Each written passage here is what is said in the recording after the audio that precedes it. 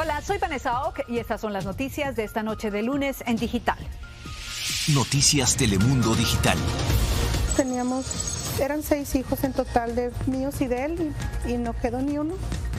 Una familia latina en Las Vegas está desconsolada por la muerte de sus 6 hijos en un accidente provocado por un conductor que iba a exceso de velocidad y se pasó un semáforo en rojo.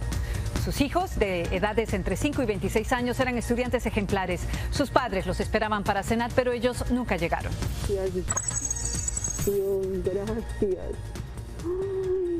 Finalmente, el único sobreviviente del naufragio cerca de la Florida pudo abrazar a su mamá. Noticias Telemundo fue testigo en exclusiva de este emotivo reencuentro. Fueron 3 días en el mar, donde no comía, no bebía absolutamente nada. Este mes de enero, el país registró más de 20 millones de nuevos casos de COVID-19. Con los nuevos contagios, Estados Unidos superó hoy los 75 millones de casos. Para evitar nuevos contagios, hoy el CDC recomienda no viajar a México, ya que este país registra el mayor número de contagios de toda la pandemia. En México hay indignación por la vida de lujos que vive en Estados Unidos el hijo mayor del presidente Andrés Manuel López Obrador. Y pese a que el mandatario siempre ha promovido la austeridad, hoy salió en su defensa atacando el medio que publicó la información. Pero este señor Loret de Mola, pues, que es un mercenario, hizo un escándalo. El hijo de López Obrador no se ha pronunciado. Tendremos más de esta noticia en instantes. Pero antes, comenzamos en Las Vegas, donde una pareja latina llora la muerte de sus 6 hijos en un brutal accidente provocado por un conductor que iba a exceso de velocidad y que se pasó un semáforo en rojo. Desconsolados, ahora Erlina y Jesús exigen justicia. Francisco Fajardo habló con ellos. No porque sea papá, pero tenía unos hijos que no cualquiera los tiene. Eran envidiables mis hijos. Los esperaban en casa a la hora de la comida, pero nunca llegaron. En este video, grabado instantes después del terrible accidente la tarde del sábado, residentes de North Las Vegas lloraban intentando ayudar a las víctimas. De entre 9 muertos, 6 eran hijos de Jesús y Erlinda. Eran todos ellos, no había más, eran 6 hijos en total, de míos y de él, y no quedó ni uno. Brian tenía 15, Lluvia 13, Adrián 10 y Fernandito 5. Los mayores eran Gabriel de 23 y David de 26. Los tenía yo bien educados. Las directoras me hablaron y me dijeron: nos sentimos mucho porque sus hijos eran los mejores alumnos que teníamos. La policía asegura que el responsable es un hombre de 59 años, quien se pasó el semáforo en rojo y manejaba a exceso de velocidad. Según la estación local de NBC, tenía un largo historial delictivo. Vamos a dejar que el destino decida si hay justicia o no, ¿verdad? Porque pues es difícil, ya él murió. Jesús y su esposa, quien además de sus 6 hijos perdió también a su hermano en el mismo accidente, ha recibido ya más de $100,000 para los gastos fúnebres a través de esta cuenta de GoFundMe. La familia Mejía Zacarías definirá hoy el lugar del sepulcro para sus hijos y aunque el responsable murió en el mismo accidente, ya reciben asesoría legal para tratar de conseguir justicia, si es que se puede. Cometió algo muy fuerte, que Dios lo perdone, que no sabe el daño que grande que nos hizo. Francisco Fajardo, Noticias Telemundo. Qué triste historia. Y ahora vamos a Los Ángeles, donde exigen respuestas por la caída fatal de una joven madre de un autobús de fiestas en una autopista. Dunia Elvir de Telemundo Los Ángeles nos acompaña con lo último de la muerte de esta joven latina que deja a 5 hijos, el más pequeñito de tan solo 1 año. Muy buenas noches, Dunia.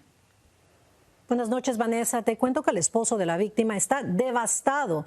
Dice que lo más difícil será que sus 5 hijos crezcan sin el cariño de su mamá, Heather García, quien hoy precisamente estuviera cumpliendo 30 años. El sábado paseaba y celebraba en un autobús de fiestas con otras 10 personas. Poco antes de las 3 de la mañana cayó por la puerta trasera sobre la autopista 101 y enseguida fue arrollada por otro conductor. Este conductor, al pasar por encima de ella, pues cobró su vida en la escena. Escuchemos al esposo. Nunca en el mundo quisiera que esto le pasara a alguien porque el dolor es insoportable. Lo que pasó es una tragedia. No le debería pasar a nadie. A nadie le debería pasar esto. Desgarrador testimonio. La persona que atropelló a Heather se detuvo después del impacto, al igual que el conductor del autobús de fiestas. Ambos están colaborando con la investigación. Por su parte, la Patrulla de Caminos de California investiga si la empresa que administra el autobús tenía los permisos pertinentes para operar. Vanessa. Qué tragedia. Muchísimas gracias, Dunia. Bueno, y por fin pudo abrazar a su mamá, el único sobreviviente del naufragio cerca de la Florida. Noticias Telemundo fue testigo de este añorado reencuentro. Rogelio Morataglia habló en exclusiva con este valiente joven y su madre. Todo el tiempo, después de que el bote se volteó, no hacía sino buscarla y buscarla. Y pues mira, fue imposible encontrarla. Así se refirió hoy Juan Esteban Montoya a la pérdida de su hermana. Gracias, Dios, gracias. Después del reencuentro con su mamá, del que nuestras cámaras fueron testigo, concedió su primera entrevista a Noticias Telemundo. ¿Qué sentiste al momento de ver a tu mamá, de abrazar a tu mamá después de lo que has pasado? Algo que deseaba hace mucho, que de igual manera pues mi hermana también lo deseaba y pues lamentablemente ya no pudo estar. ¿Cómo te sientes de que ya lo puedes tener, de que ya lo puedes abrazar? Es un milagro de vida. Para mí es un campeón. Aquí lo tengo conmigo porque lo amo con todo mi corazón a este niño. ¿Tienes huellas en tu cuerpo todavía de lo que sucedió? Sí, claro. Estos fueron golpes en el bote, mis manos, de cuando me agarraba pues, y obviamente las olas me golpeaban muy fuerte. ¿Hubo gente que sobrevivió inicialmente? Más o menos unas 15 personas sobreviven y en el transcurso de los días van pasando, comienzan a fallecer. ¿Terminaban sin fuerzas? Sin fuerzas, salían del bote y las olas se los llevaban. Y de esa manera iban muriendo ahogados. Rogelio Morataglia, Noticias Telemundo.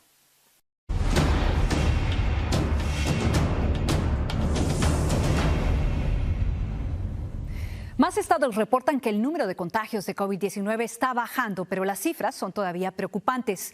Tan solo en este mes de enero el país registró más de 20 millones de nuevos casos. Con estas infecciones, Estados Unidos superó hoy los 75 millones de contagios. Desde que comenzó la pandemia, más de 890,000 personas han fallecido a consecuencia del coronavirus. El diario Washington Post reporta que el secretario de Salud, Javier Becerra, tendría las horas contadas en la administración.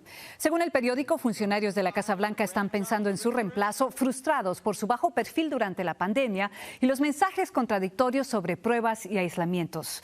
En un comunicado a Noticias Telemundo, la Casa Blanca dijo que cualquier información de que está considerando un reemplazo para el secretario Javier Becerra es absolutamente falsa.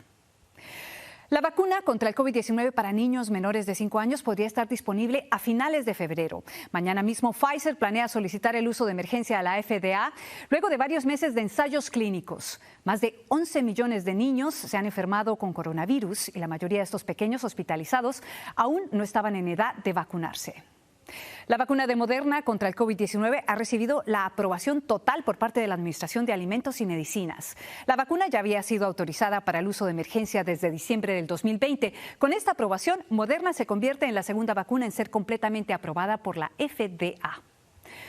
Bueno, y debido al COVID, Estados Unidos elevó hoy su alerta de viaje a México, que registra el mayor número de contagios en toda la pandemia. Los CDC recomiendan no visitar ese país y, si lo hace, asegurarse de estar completamente vacunado. Raúl Torres amplía. Es el paraíso, pero con un enemigo pequeño, invisible, que está por todas partes y amenaza con extenderse aún más: el coronavirus. En Cancún, Quintana Roo, ya temen que los turistas dejen de llegar.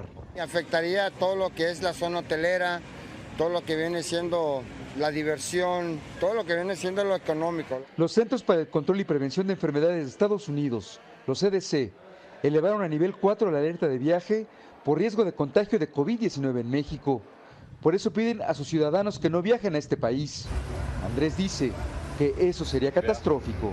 No tendría trabajo. De por sí, ya ve ahorita, hoy en día es muy difícil encontrar trabajo, aún así como está la situación. La cuarta ola de la pandemia de COVID-19 es ya la más alta en contagios en México, donde en promedio cada día se reportan casi 50,000 nuevos casos. La alerta de viaje es para México, Brasil, Chile, Ecuador y Paraguay, además de otros países en Europa y Asia. Pero la alerta dice que si el viaje es inevitable, lo hagan si están vacunados con esquemas completos y les pide que utilicen cubrebocas. En Cancún, restauranteros como Víctor dicen que ya están preparados. Estamos tomando nosotros las medidas adecuadas tal cual, gel sanitizante, tapetes, lavado de manos, cubrebocas.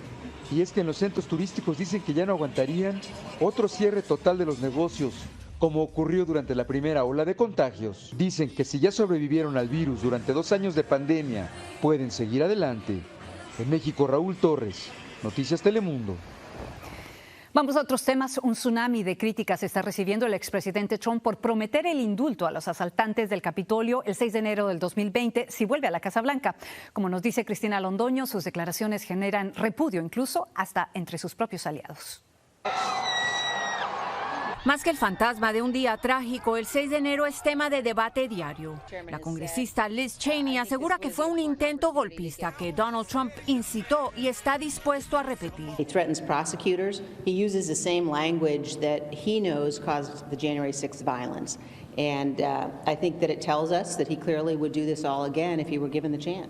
Además de insistir sin evidencia que le robaron la elección, Donald Trump dijo que de ser reelecto, dijo que en un posible segundo término indultaría a los protagonistas del ataque porque considera que están siendo injustamente perseguidos. Es espantoso y obviamente esto claramente lo descalifica para cualquier candidatura que él quisiera obtener. Aliados tradicionales del exmandatario salieron a condenar sus palabras, pero otros, muchos más, se han quedado callados.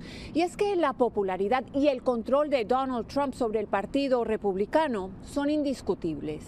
Sus más fieles seguidores han salido a defenderlo. Sí, estuvo mal, pero no los considero unos delincuentes como unos terroristas, que es la manera en que los han querido que los percibamos.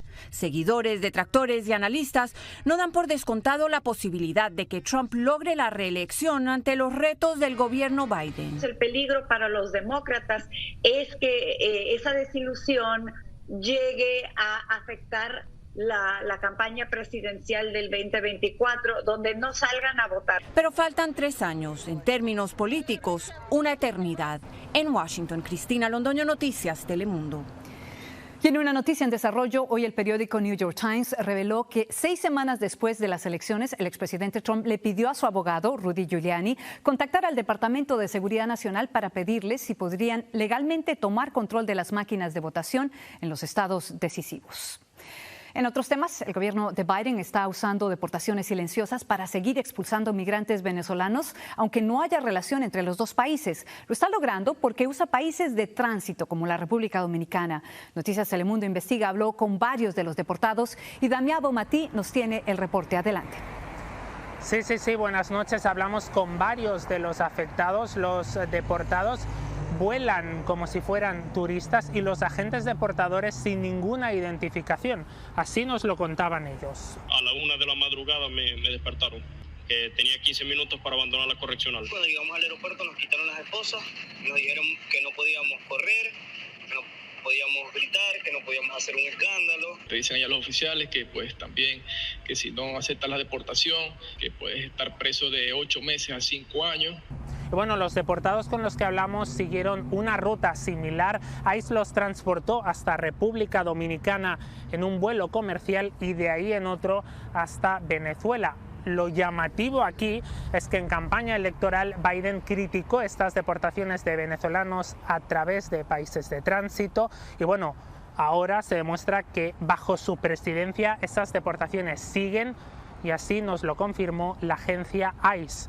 Pueden ver el reportaje completo en el app de Noticias Telemundo, si lo tienen ya en su celular, y si no, en el website noticiastelemundo.com.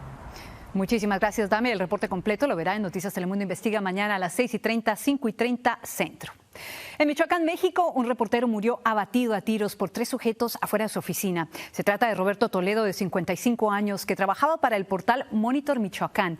El director de ese medio confirmó que había recibido amenazas por sacar a la luz corrupción de funcionarios y políticos. Con este crimen, México cierra el mes de enero con 4 periodistas asesinados.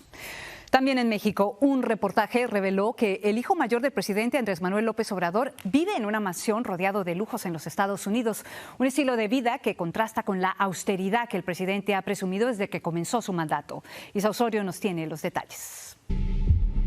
Es una residencia de 447 metros con acabados de lujo en Oak Estates, a las afueras de Houston, Texas. Su precio supera el $1.000.000 y es donde ha vivido José Ramón López Beltrán, el hijo mayor del presidente López Obrador.